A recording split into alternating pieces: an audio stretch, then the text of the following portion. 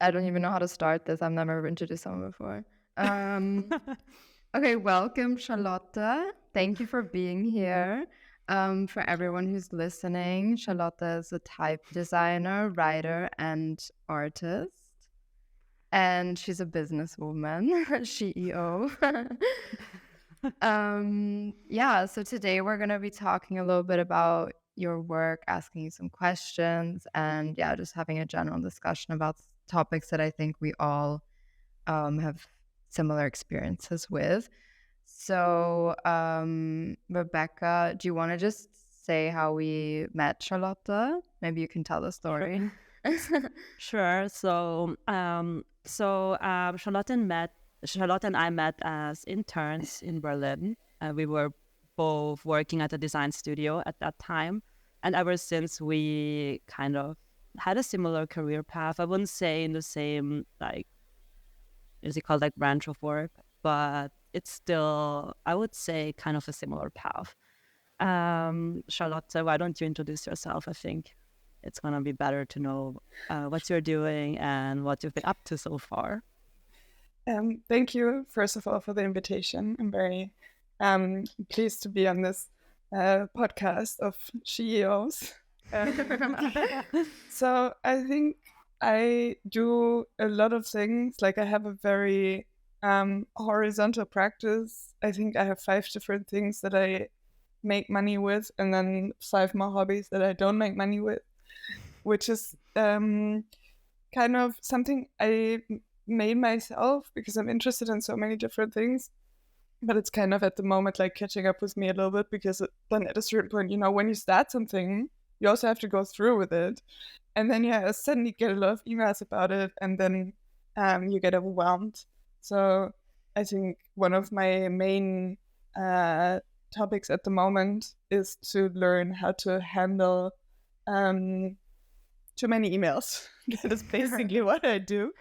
I am a trained interior architect and a designer. I studied in Düsseldorf, and I studied at the Sandberg Institute in Amsterdam, which was really, really nice, and also kind of allowed me to do the work that I do today, because I would say that my design, and I'm doing big air quotes, kind of lives on a more artistic or poetic side, which is something that in Germany, where I am from and where I live now again, is not very common. So my position is kind of hard to market, but also it's quite, in Germany, quite rare, which I enjoy with my little Aquarius mom, so that's great. And I also started producing typefaces, which is great because it gives me, I don't want to call it a passive income because it's not passive. I do so much customer service. But yeah, one of my 5 columns of income is customer service and having a shop, selling stuff, selling typeface licenses. And then I'm also currently, since 2 years, I'm the professor for typography and type design at the Bauhaus University in Weimar, which is lovely, but also soul-crushing. And I do art, and I like to do installation art I work specifically with aluminium and language. And next month, my first publication, You Loved an Image, is going to come out. This is from the first print run that was butchered by the printer. We're currently printing new, but the cover is correct. So this is my first book that I wrote. Look, words. I wrote words as a designer. Can you believe that? Yeah. Wow, that's amazing. Thank you. I was trying really hard. Well, congratulations on the book. That's really cool. When is that going to come out? Well, if everything goes well, books always come out on the 1st of the month. So 1st of March, with Distanz Verlag, which is a publishing house here in Berlin that belongs to the whole Boros empire. And I feel so disconnected to the text by now, because I think I was done writing a year ago, and then the design process just took a really long time. But I didn't design it myself. And honestly, now I love having someone design for me, I feel so seen. Yeah. How's I it know that for feeling. you? Yeah, I Because totally get that. you have do you have people designing for you because you have employees, but then also do you outsource? So we do stuff in-house and then have our designers do the design. And I also enjoy not having to do it ourselves. I think it's nice to have a perspective from somebody else on your own image and your product. Exactly. Yeah, I So totally agree. So one thing I wanted to ask you about all the stuff that you just said. First of all, thank you for sharing. But one thing that you said, which kind of caught my interest, was that you said that it's soul crushing to work at the university. So can you just elaborate on why? yes, I actually spoke about that with my therapist yesterday. Okay. um, Well, only share if you want to, okay? no. I love sharing. Okay. So it is soul crushing in the sense that first of all, you get I get desperate over the impossibility of bureaucratic structures. Like the amount, you just want to make nice education, you just want to do cool stuff. Cool stuff.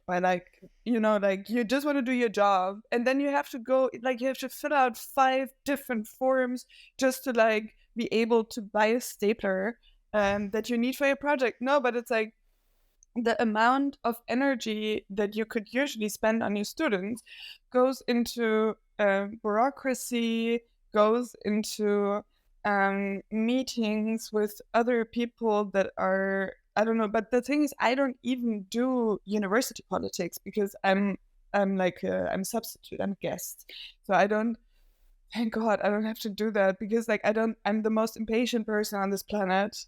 I cannot. I just cannot. But so that is soul crushing because you get so swamped and then you try to swim in the sea of unimportant emails that kind of demand to be read. See, I'm a poetress. and, and then on the other hand, what is really soul crushing is that, and the two are intertwined, is that you want to, I want to make the education that I didn't have. So I want to be the type of teacher that is also kind of medium emotionally available, I would say, and also kind of, cares. And I am a bit of a sensitive baby. So I want to, be there, not for everything. I don't want to hear about minor personal problems. And I'm keeping my distance. That is for me, as a young, again, with the big air quotes, young woman. I'm 31. I was 29 when I started this job. I try to keep my distance just because I feel I don't want to overstep any boundaries and I need to keep my professionalism. I described it to my therapist as the professorship is a costume, and me, I sometimes get to wear the costume, but then I have to perform the role that comes with the costume. And in that moment when I put on the costume, I'm not a person anymore, I'm a function. And to perform that, also because being a function comes with a set of expectations, and I know that my students expect certain things of me. Some of these things are justified. Some of these things are also not justified because they're students and they just, they think differently. They are just starting. So first of all, you have to decide between which expectations are justified, which ones do you need to fulfill, and then you need to live with not fulfilling expectations. And for me, as a girl, TM, that's super hard. No, but this being raised as a woman into being of service and pleasing and fulfilling expectations, and that is also very soul crushing. Yeah, I totally get that. I feel like we have a similar experience being girls running a company where a lot of people see us as young girls running a company and not as business people. That's also very soul crushing. And it's similar. I think it's a similar thing that you were saying with putting on this costume and then fulfilling certain expectations and then not wanting to fill all of those expectations because that's not who you are, and it's also not what you think is important in that context. And that can be super frustrating. So totally understand what you're saying. Yeah, and then also you want to be fair, right? Like you want to be the most fair person. You want to do it right. But that's hard because Yeah, and I think that not everyone has that personality. Some people don't see that as a priority to like be fair. Mhm. But I think if you have that personality, it makes it more difficult. Yeah, Those because you situations. cannot, like, you can never be fair because you cannot, you cannot serve everyone's wishes. And that's also okay. Like, sometimes I'm really okay with, like, yeah, it sounds like a you problem, you know? I think this is, like, the most important sentence that I've learned in my life. It's like, Yeah. sounds like a you problem, leaving things at other people's courts. But sometimes sometimes it's a hard. Sometimes also there's like situations that no one prepares you for. Like, I don't know. What do you do if like a student cries? Like, no one ever grew in my class, but Yeah. But yeah, I get, if yeah, if they did, yeah, I feel like that's in a lot of, if people don't talk about things that are uncomfortable and they don't talk about their experiences with uncomfortable things, so then you don't, when you're in that situation, you don't have any reference because no one ever talked about it. and then also I do, like the professors amongst each other. Like we don't see each other that much, huh? Like, I mean, I talk with the künstlerische MitarbeiterInnen, but apart from that, it's like it's a weirdly lonely position also. Yeah. Yeah, But I do don't you, know. Get them. I'm sorry. sorry, I just wanted to ask, like, I guess you do enjoy it on some level though, because otherwise you wouldn't be doing it. I do enjoy it a lot, and it's so beautiful to see because now we've been there for 2 years, and last week we had a final presentations, and every semester it got better. People are coming back to us.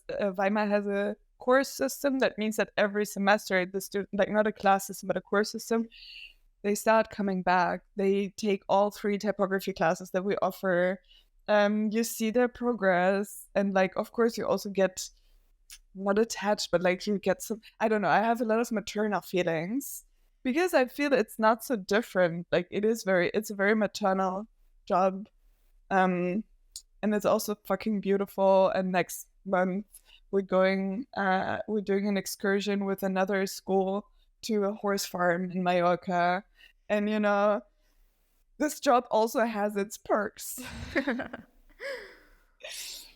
I just wanted to say, because you touched upon that it's a lonely job, Mhm. and I wanted to ask if that aspect differs from when you were a type designer, or when you still are a type designer, but when you were still more involved in that process.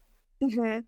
Um, I never really fell in with the type design crowd. I don't think that I really was friends with other type designers. Also at Sandbeck, where I studied, like type design was not even a topic, so I was the only one, and I do like that. I'm a peripheral person. I like to be in orbits around multiple crowds. So I'm happy also, and that's not necessarily lonely, but it's like maybe it's also my fear of competition that makes me like look for my own niche when no one else, where I'm not even in a competition because no one else does the same. Um, so also type designing is also lonely in the sense that you don't work with other people, but you work first and then the other people work after because they use your typeface as a tool. Um, but I think in general, I'm a very social person. Like I like being in, workspaces. Like right now I have a studio with 6 other people. It's super lovely, but they don't. There's one type designer. He makes great typefaces. Daniel Schiffer. He's Austrian. Look at that. Hi, Daniel. Wow. Well, we have a lot of Austrians and people from Germany listening to the podcast, so I'm sure they probably know the name or if they don't, then yeah. Cancelled. Well, Yeah. Okay, the one thing we wanted to talk about with you today was because this is also something that you feel passionately about, and probably something that I feel like everyone who's a freelancer struggles with this topic, and it's pricing your work and also communicating the value of that. So what has your experience been as a type designer pricing your work, first of all? And also, like, was there ever a situation where someone didn't want to pay you or felt like it wasn't worth that money? I mean, I had situations where jobs just didn't happen. I feel like within the field, also the field being super male dominated, I'm quite cheap, I feel like, because obviously I have an imposter syndrome and I'm too scared to ask for enough money that is appropriate to me, but then the job's not going to happen. But I lost that a little bit. But then also now that I'm a professor and people know that I'm a professor, I don't get as many jobs. But maybe it's also the economy. I'm not really sure.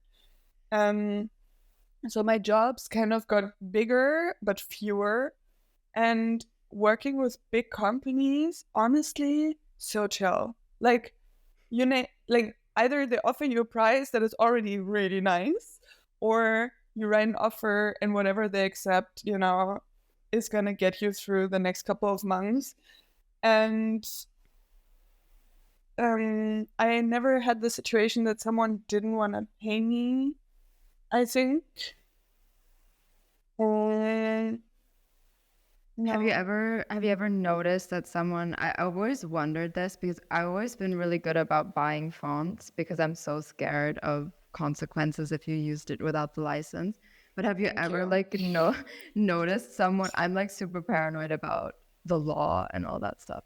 But if have you ever noticed someone using your typeface where you knew they didn't buy it? Yes, I have.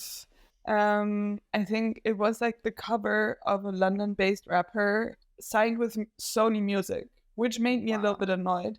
But then also, how are you gonna are you gonna sue for a license of 60 euros? No. No. So I just honestly made my peace. And this is not like, to everyone listening, this is not me giving you like a ticket, but I know that also, for example, students, like, typefaces just really get passed on from computer to computer.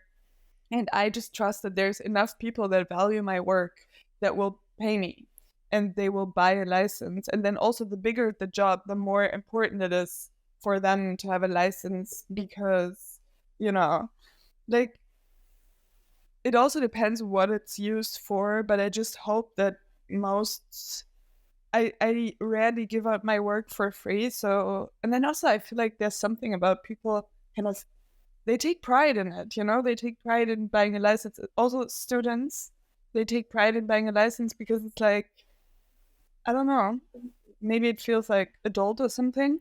And I really appreciate that, because it's so important, because just because my work is done doesn't mean that I shouldn't get paid for it, because the 3 years that I was working on the typeface, I did not get paid for it. I agree.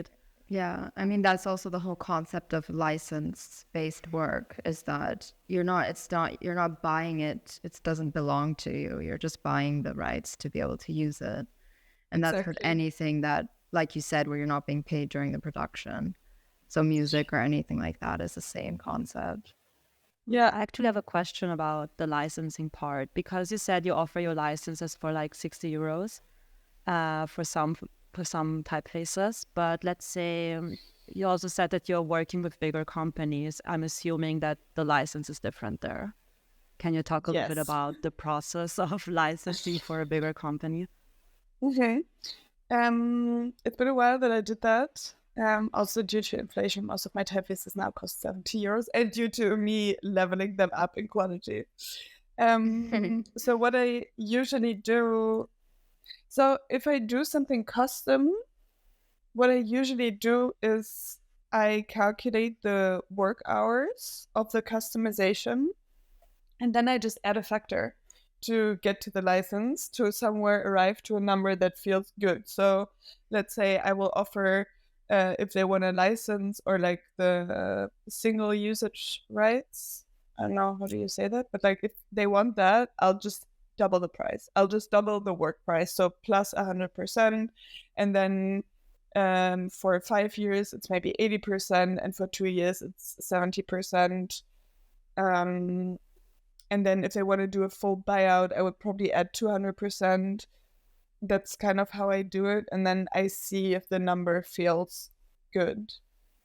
What is a full buyout? That they have all the rights on it. Okay, and also so to change it, to okay. sell it eventually, to do everything. It exceeds the usage rights. But like Okay. to be honest, I'm just feeling these things, and I know that this is not necessarily helpful or probably professional to tell here. But the thing is also there's no rules. Like there's no rules. I can literally make these prices up. And most type designers that I know also make them up, but I feel this like to add a factor is kind of logical in the sense that it's somewhat based on time, and the pricing of time is something everyone understands. Thank you, Industrial Revolution.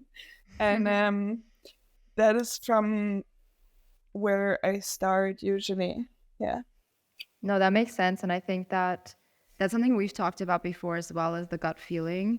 And also that everyone's pricing is going to be different because everyone's situation is different. So I think that's why that gut feeling is so important, because it has to be relative to your finances and your situation and how much you feel like your work is worth.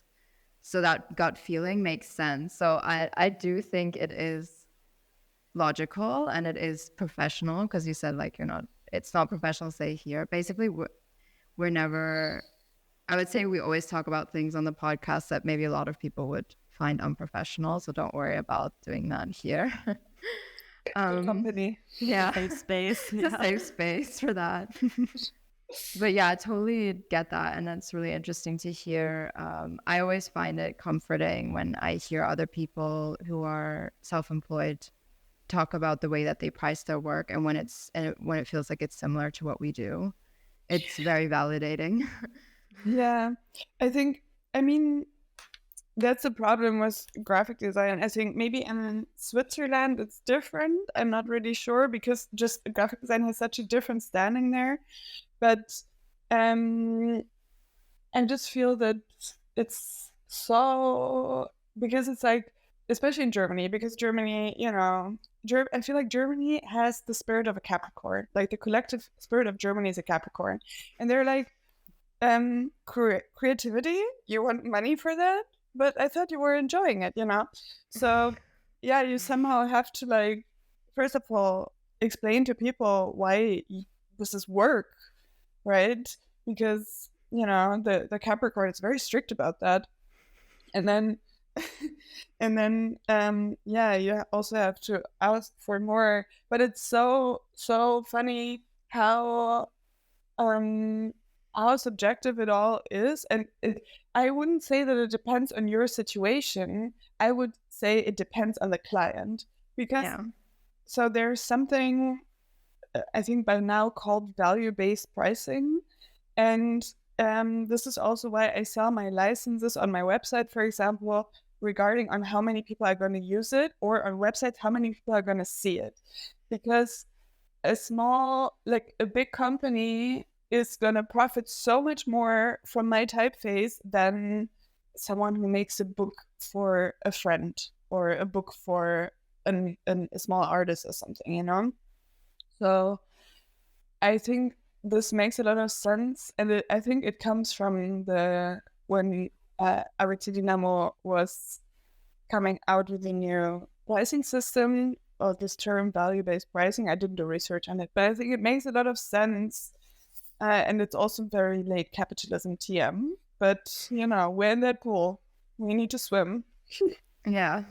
You put it so nicely. We also talk a lot about value-based pricing, because also in our field where we do design and development, you have exactly the same issues. Or like maybe not issues, but like the same situation where we also have to make different prices for bigger companies because the value we provide is higher for them than for, let's say, the small bakery around the corner. Exactly. We won't charge the same prices for both companies, even though we're doing quotation mark similar work for both of the companies. Yeah. Yeah. Also, I mean, I give discounts for projects that I find, or like when people ask me and they tell me they don't have a lot of money, I just give discounts. I I have one typeface that I give out for free for feminist projects, but usually I don't work for free. What I find the most tricky though, I don't know if you do that because I feel like with websites it's different. What I find the most difficult is working for acquaintances. So either I like to work for really close friends, perfect, or not perfect, but then, you move on, or for really big companies. But the worst is working for acquaintances because there's some sense of I do pay you, so you owe me something, but also I underpay you wildly, but I'm still gonna act like a real client. And this is what I try to avoid. And what I also have to say is where I think I developed a bit of an attitude, like, but because I'm not really dependent on client work anymore, that I don't take jobs that I don't really want to do. And this is a very privileged position that I maneuvered myself in. I mean, I'm on a payroll, right? I am double income, no kids, because I have at least two full-time jobs. But I will either do something that suits my creative vision or I won't do it. Yeah. I mean, also to be fair, you worked really hard to be in that position you're in. It's not like you just slipped into it. It's like you did really hard work to be in that position.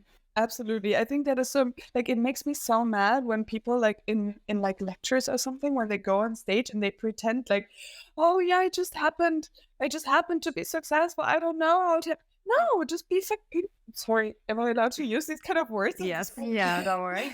It's just like, be fucking honest. Like, just say that you worked really hard. Like, honestly, yeah. I mean, I like talking about my baby burnout, which is almost like, it's like a pet. It's a bit like a pet, like an annoying pet that like constantly is like, feed me. My baby burnout that is in the room with me right now. But it also has to do with this whole like pleasing and like like trying to be good. That is, yeah, I mean, it's hard work. Yeah, I think people often don't realize because they see what you are right now or where you are right now, but they don't see all the work behind it. And I feel like that can be quite frustrating because it just feels like, yeah, it just like happened to you, but it didn't just happen to you. You worked really hard for like to get where you are right now.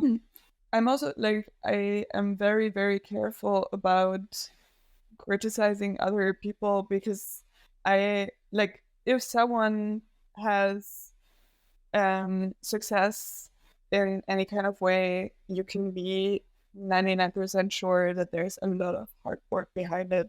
But this is like, it's a bit like it's this pop star phenomenon, right? Like, or ballerina phenomenon. I'm just making this up as I'm speaking. But like, it looks so effortless on stage because it is so good and so much work went into it that in the moment that you see it, it's so effortless. And then you can talk about, I don't know, some pop star being like, oh, they're dumb. Oh, they like, I don't know, they don't really do anything. Yes, they work every fucking day to perform this role. And I feel like the more work goes into something, the more effortless it's gonna look. And then the less people are gonna, or the more natural it's gonna seem, and then people don't really think about the work that went into it. And this is a bit like this paradox, the pop star paradox. Yeah, yeah.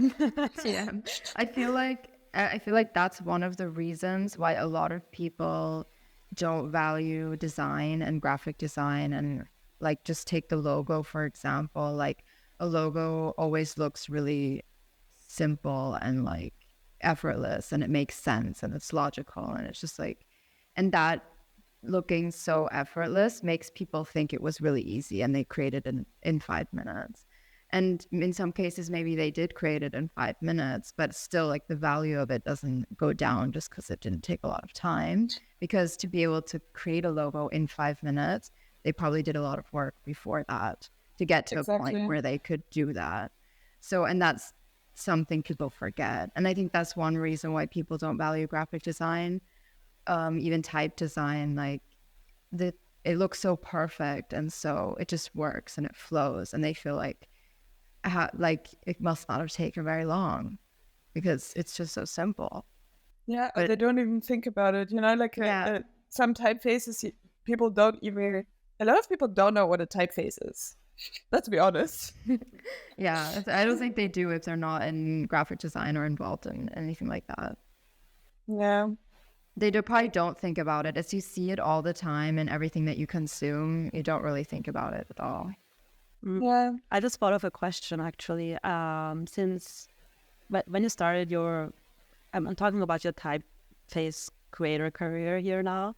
When you started out, do you feel like people perceive you different now than they did when you started out? In the sense of, do you feel like they value your work more now that you have a name in the typography space? Or do you feel like it's pretty similar to when you started out? I mean, when I started, I was a student.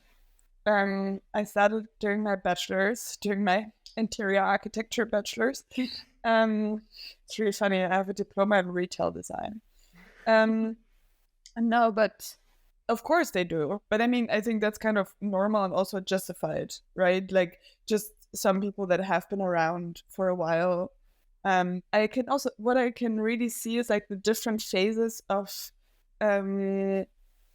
emerging. Let's call it emerging. Like in the beginning, the people that want to use your typefaces are other students or like, for posters or something. Then there comes this phase where you get like, when you get like a little bit of attention, then you will go through this whole tour of speaking at universities because you're close enough to the students to be attainable or like tangible, but you're not too big to then it still feels like realistic to invite you. But now, for example, I've stopped like then first you speak at like local universities and then at a certain point you speak internationally. But now I'm at a point where, but also I think that is due to my professorship, I don't really get invited for student talks anymore, which is also good because like I couldn't take that. Like I also stopped, I started canceling a lot because for a while I couldn't cancel anything because I want to please. And now I don't really get asked for it anymore because first of all, I think people maybe were a little bit sick of me. Like everyone had seen me talk at some point. And it's also good because it makes space for new people. And I see some people that once asked me for advice now speaking in the same positions. And I think that's really, really great. And I have this professorship. And now I get invited to bigger conferences. And I think there's like these levels of like maturing or like going through this like flow of emerging, like leveling up in a way. Although I do think that these like student lectures are the most fun and the most direct because conferences are a bit different. And also like I get invited to design conferences, which is not really, I mean, it's my clientele, but it's not my audience, if you know what I mean. So who is your audience then in that case?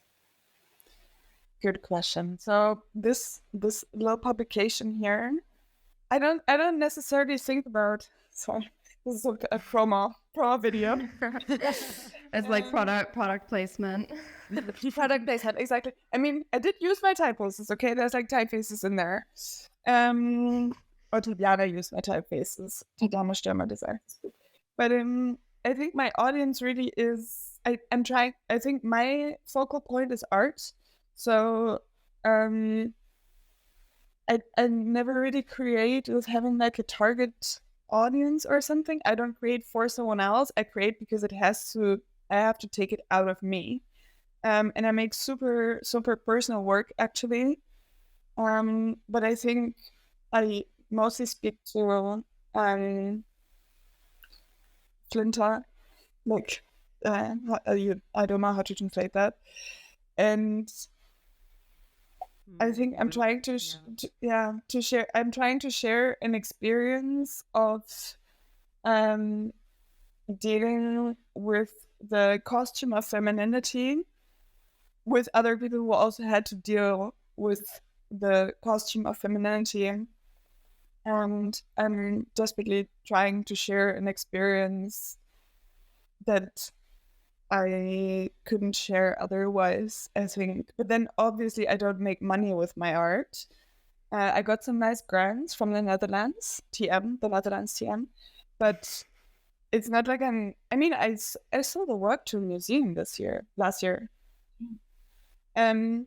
But I try to see art as my hobby, but a hobby like not in a derogative sense, but a hobby in like the highest sense, because I do it purely out of interest. I'm not interested in galleries. I'm not interested in the art market, and this is why I'm so thankful for having like all this, like the other money stuff, like the typefaces and so on, because I don't have to live off of my art, which makes me super free to create art. RTM.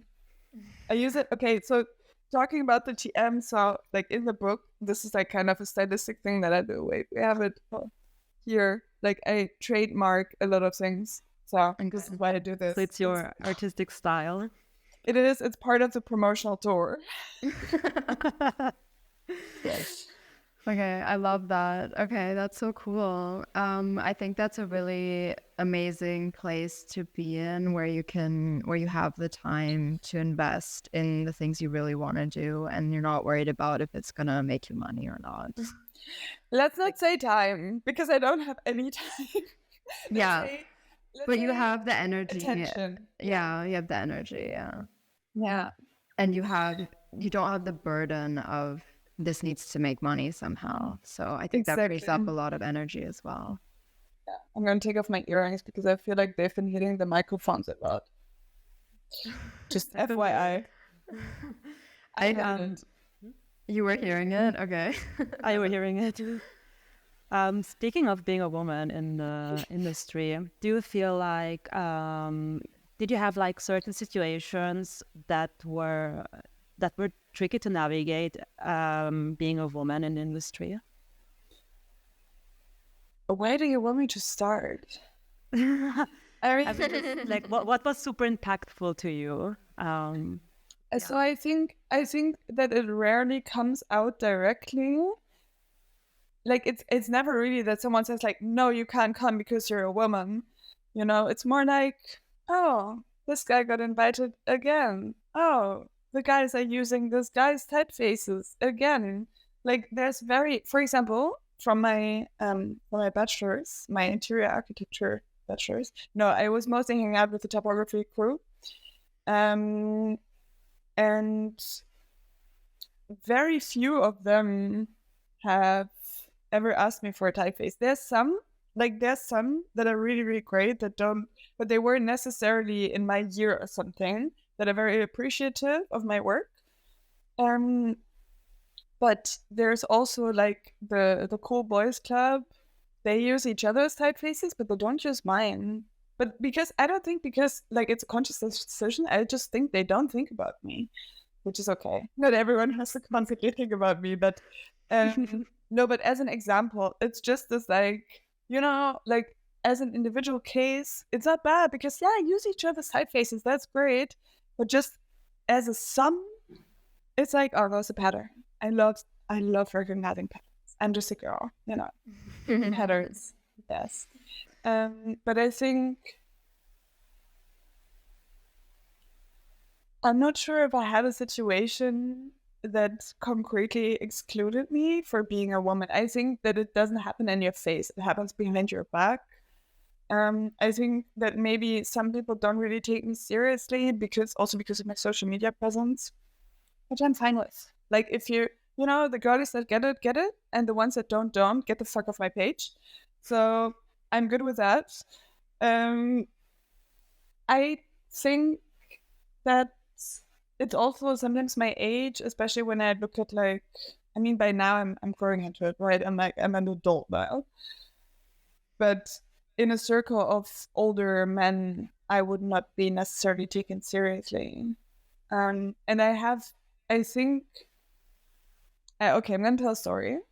I had a meeting last week with a Thai family of, it's run by 2 or 4 guys. I don't really get their structure, but they don't get their own structure, so it's fine.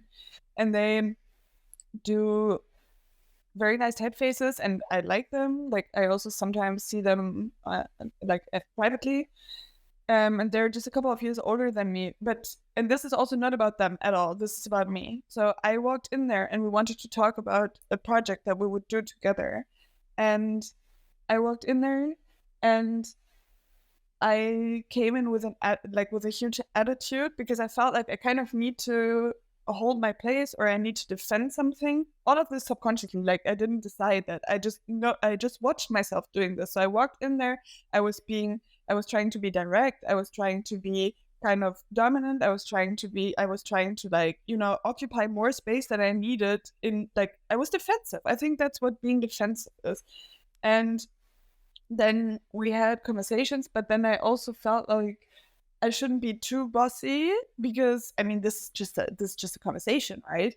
And then I tried to smother it with humor and self-awareness. So I started in this bossy way apologizing, or more or less apologizing for my big character and my ego. And that was such a weird moment, because I was like, none of them attacked me. Like, that's why I'm saying, like, this is not about me. This is not about them. This is just about me. None of them attacked me. None of them wanted to take anything from me. No, they wanted to invite me to work with them. But I pre-assumed that they would think they could look down on me, which they didn't. That I felt the need to be defensive in a way that I was acting dominant while apologizing for it. And I was watching myself and I was just like, baby girl, what you find this moment? Does it seem relatable?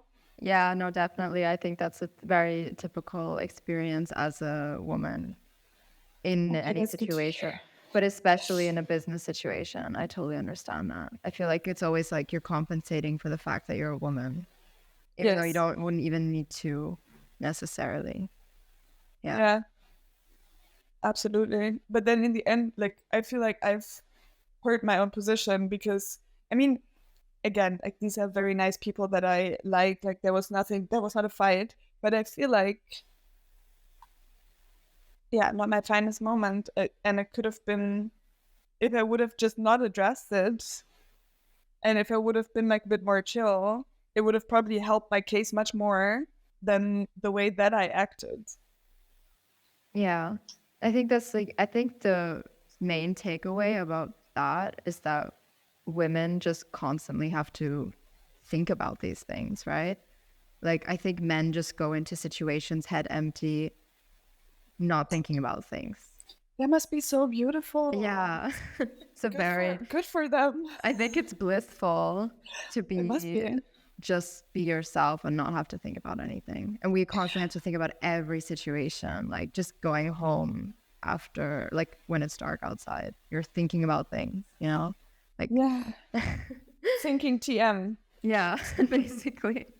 Thinking TM. Yeah. It's really, oh my God, like the amount of thought that goes into, I mean, I think there's a lot of men that also think about, like, in a very, like, anxious or insecure way. Yeah, they think about these things a lot, but differently, because what I've noticed about, like, men is, like, if they're being weird, I'm worried about them. And if I'm being weird, I'm also worried about them. I mean, this applies more to, like, private situations, but also in a business situation, because what I think many of them, not all of them, but, like, this, like, pleasing is more of a gross thing. Mostly, let's say, like 70%. Yeah, the general rule. As a general rule, yeah, I would agree. Exactly. Is that, for example, if I don't like something, I usually don't think I don't like this. I think the other person doesn't, I pre-assume that the other person doesn't like me, and then I need to untangle this and be like, no, wait, I don't like this. And this, like, because I project, for me, it's more important to project the other person's feelings before my own. That's a problem. I need to work on that. We'll make it a therapist. But I think this is a general like struggle as a woman in business, I feel like. Yeah, you have to take a lot of precautions. Let's put it that way. Whenever you put yourself in a situation, you're taking precautions because you have been in enough situations where you maybe didn't, and you had to learn from them the hard way. So now, I mean, me too. Like, I also take precautions. Going to meetings, I'm extremely prepared. I'm like, okay, what could they ask? Because if they ask something that I don't know, they might think of me as, okay, wow, she's just a girl and she doesn't know what she's talking about, even though I know what I'm talking about. I mean, we had similar situations before. We talked about it in a different episode, where we were perceived as, I would say, less professional. I would just put it that way, just because we're two women and we didn't have an answer to every question that they had.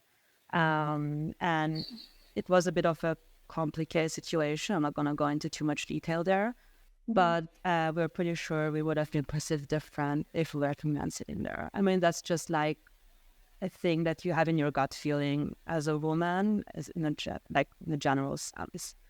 Absolutely.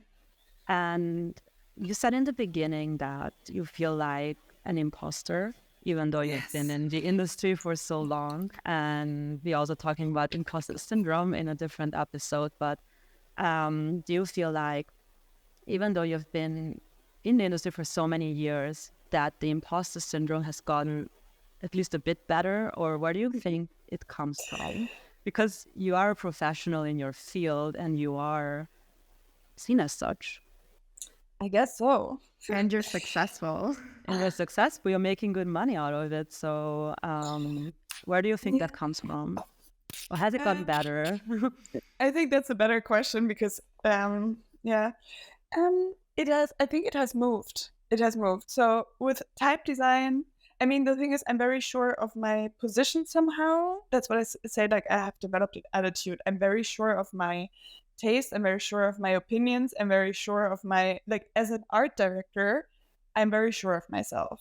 Like, that's not an issue anymore. Like, I know to trust my aesthetic vision and also my conceptual thinking, because I feel like one of my strengths, if I may say that, no, I'm not going to apologize for that. One of my strengths is conceptual thinking. Like, girl.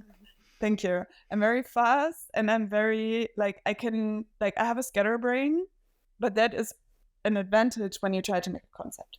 Anyways, where I feel like an imposter is type design, because it's male dominated and I didn't study it. So I'm just lacking some skills, but then also I'm not interested in these skills. And honestly, I sell these typefaces, and I've recently noticed my eye, like the way that I see is so sharp that, like, I would say 97% of the people wouldn't, like, you can show me something, like a text printed and like a typeface that I've never seen before. And if it's like, squeezed at 98%, I will see that. Like, I see things. And also in the university, I feel, because I've mostly been teaching editorial classes or typography classes, because my colleague in the typography he studied type design. So I always felt like he is better at teaching type design, or it makes more sense that he teaches type design, because I'm not sure if I can actually teach it in that way.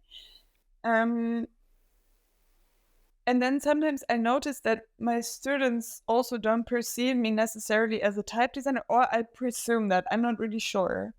But sometimes, like, being the professor next to the künstlerischer Mitarbeiter who has more knowledge about type production, that's sometimes a bit challenging for me, yeah.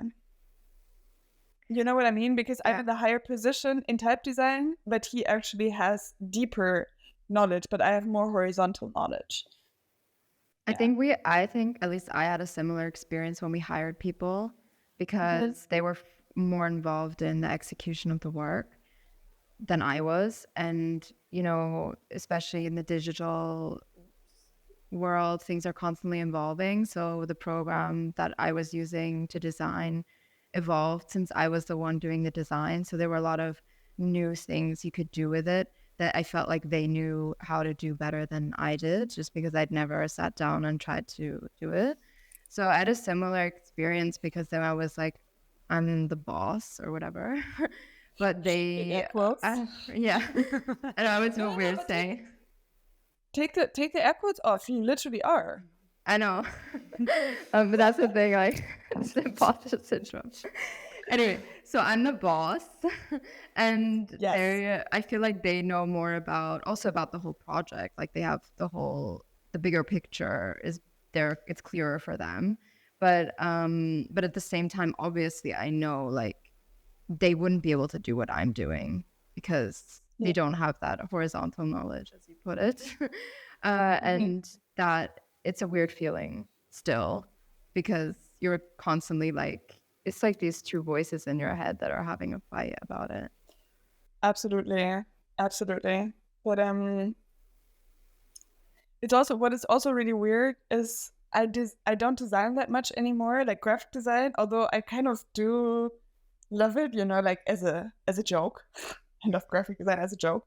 But no, but like for fun, you know, I like to do a small graphic design project and I love books. What I have to say is I really enjoy making like a good typographic system. Yes, please give it to me. So like if anyone's listening who wants to have a book made, I'm very good at it. But people forget that about me because yeah, the typeface and the professorship and so on. But what I wanted to say,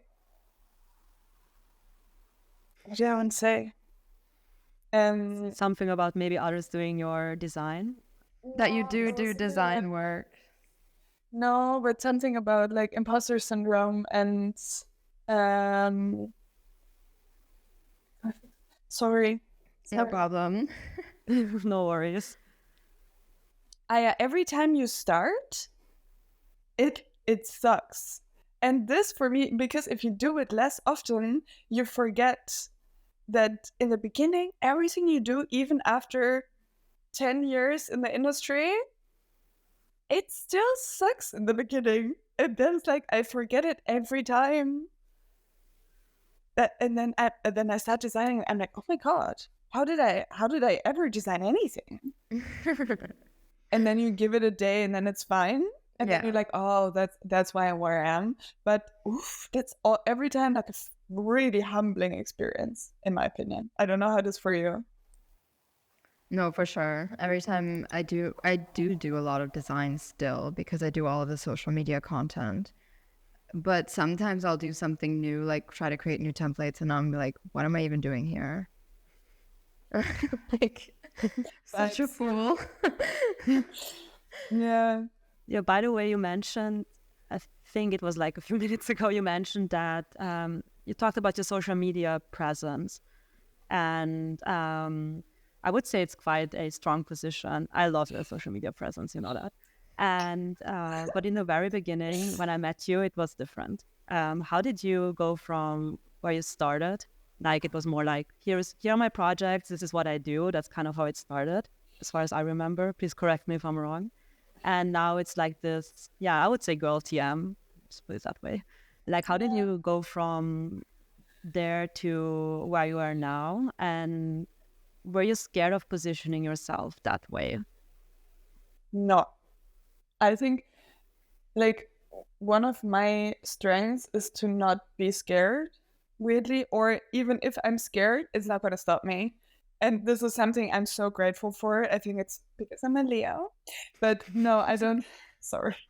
I don't. No. And my social media, honestly, is something that I do completely. I just do this to entertain myself. And what I have to say is that, yeah, when we met in 2017, I was trying to to mimic how other designers happened on Instagram. And I was super new. I think I got Instagram in 2015 or 16. Like, it took me a super long time to join Instagram. But I think what really helped me was my experience in Amsterdam in the school, because, okay, this is going to be very intimate information now, but I think Amsterdam for me was the first time in my life that I ever felt like I belonged to a place, because, as I said before, I'm a very peripheral person, and I struggle to put myself into groups, and I struggle to like be at home somewhere. But Amsterdam and Sandberg, like, also I had a beautiful year, you know, like this other students in my year, we had a beautiful community. And I don't know, I just had a really great time. And for the first time, I was not the loudest in the room, which is an experience that I'm so grateful for, that we just like, you know, I learned to be okay with being performative and with being like a show horse. And, you know, I make this distinction between show horse and workhorse. And I think in that time, I developed this like online persona, but super naturally, like literally I'm just posting to entertain myself. I'm like haha, and then I post. But it has changed again, because now that I'm a professor, I post differently, because first of all, I'm not posting anymore. I try to not post memes about that are like hating men, because I don't want my students to feel like I make that I'm sexist, you know. Like, I try to take care of that a little bit. I think my content is a bit less sexualized, I would say. Not that I was sexualizing myself so much before, but I do think about that, because I feel like I'm a professor, and you know, I just don't. Yesterday I started with close friend stories, and I think maybe I'm gonna bring my old unhinged ways back. And then also I feel like, yeah, at the moment it's just not a great time for memes. It feels wrong to post memes. So I'm yeah, I don't know. And also, I don't hang out with people anymore that take every photo up. I think Levi Emerhan, if you hear this, I miss you. we we had a lot of photo ops. I need an Instagram boyfriend or girlfriend who takes photos of me again, then I can come back to creating content. One thing I really liked about what you said is that you post for yourself and like what you think is funny. And I think that's something that I do on my private account as well. Like when I post things, it's really just because I think it's funny, and I'm like laughing when I post it. And it's something I've tried to do more of for our same account as well.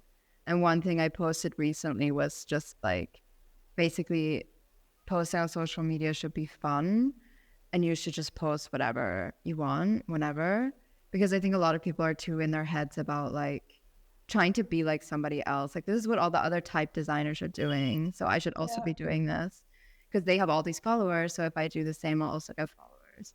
But I think you're more likely to get really good followers that really engage with you if you just be yourself, and if you attract people that think the same things are funny that you think are funny, right? And that's important, because you know, you want to entertain the right audience. No, but like, honestly, I know this is a bit arbitrary or it sounds a bit hypocrite or whatever, but I never went in for followers.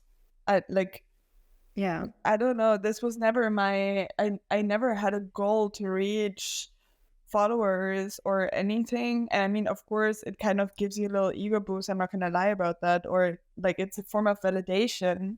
And as a Leo, I love validation. But I think just already by having the thought of wanting to generate followers, you become untrue to yourself.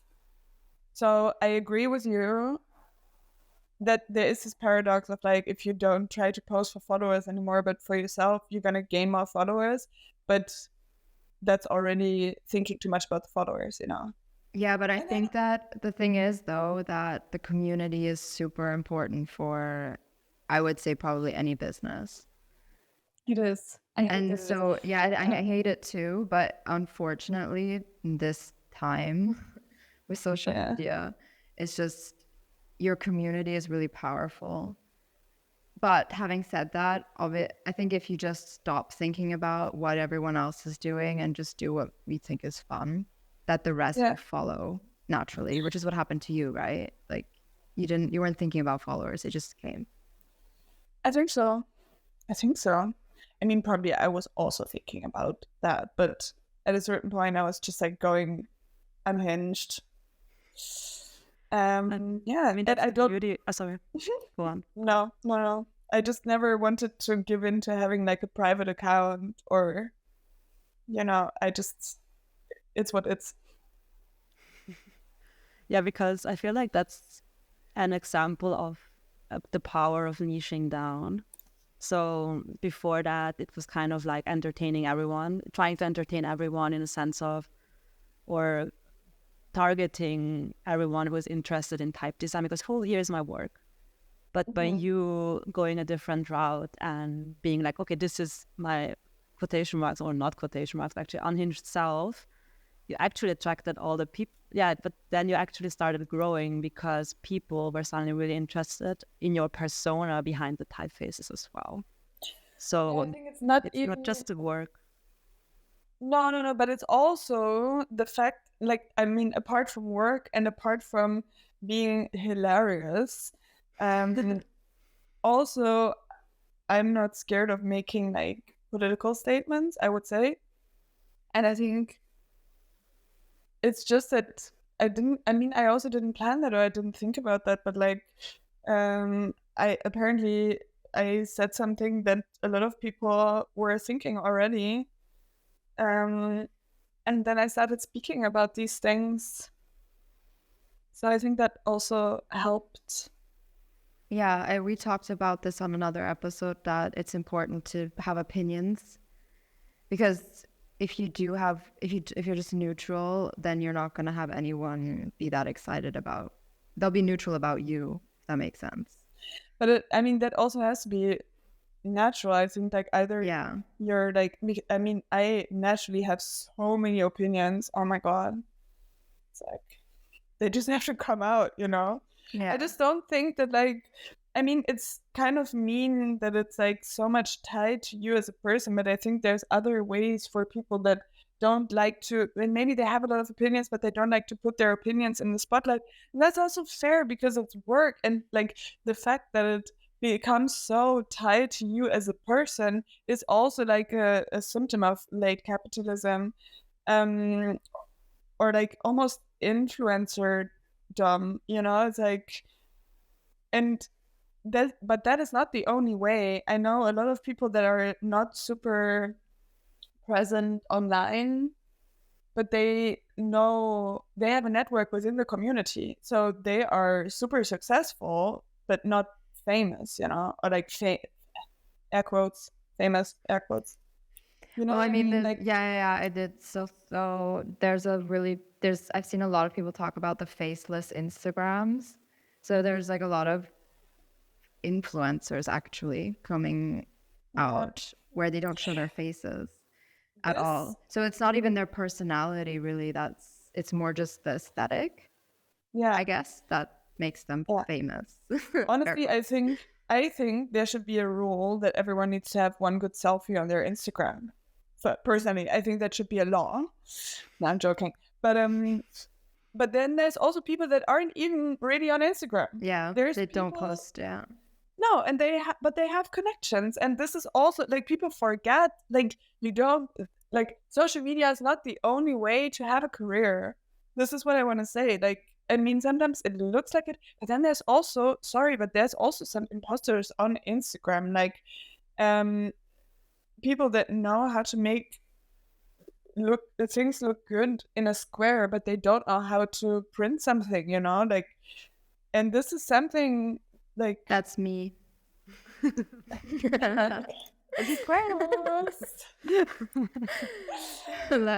can't. I don't even know how to you do print work anymore. I mean, the good thing is that you have a study for websites, right? Yeah, So yeah. you don't need to let's print a website. No, but you know what I mean. Like you have knowledge. You actually have knowledge of the industry and of a craft, and it's maybe not to print something, but then there's people who only know. Like it's usually young guys, like I don't know, really young, and they weirdly know how to make something look good on Instagram, but they don't know how to print or how to make a system or how to, be professional, how to make a presentation. Yeah. I don't know how to feel about this. Honestly, I don't care because, okay, so my rule is because I'm really funny, I want to follow exactly 666 people on Instagram because I want to have that number on my profile. So, I mean, that really limits the choices of whom I follow. So half of it is meme accounts. And then I only have space for people that I know in person. Do you follow us? Yeah. Okay, good. In person, yeah. Just checking, because otherwise you'd I have don't to know. kick someone else out and follow us ASAP. I'm checking right now because I just said yes, but I don't know. I will check after. But I think you are. Yeah, because you have been commenting on some posts. Okay, good. Wow, chills. So chills.